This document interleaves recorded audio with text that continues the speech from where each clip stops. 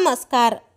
2016 मध्ये प्रदर्शित झालेल्या नटसम्राट या सुपरहिट चित्रपटाने प्रेक्षकांची मने जिंकली. या चित्रपटात अनेक दिग्गज कलाकारांनी महत्त्वपूर्ण पात्र साकारले. हा चित्रपट व्ही शिरवाडकर म्हणजेच कुसुमाग्रज यांच्या नाटकावर आधारित होता.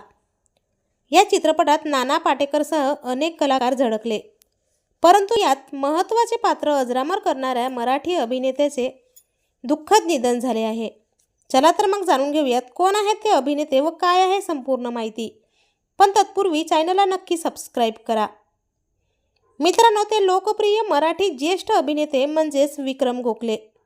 त्यांनी नटसम्राट या चित्रपटात रामभाऊ म्हणजेच रम्या ही अत्यंत महत्त्वाची भूमिका साकारली होती. चित्रपटातील गणपतराव म्हणजेच नाना पाटेकर यांच्या जवळचा तो मित्र.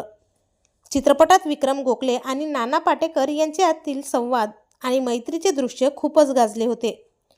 विक्रम गोखले मालिका, नाटक आणि चित्रपट अशा तिन्ही माध्यमात कार्यरत होते.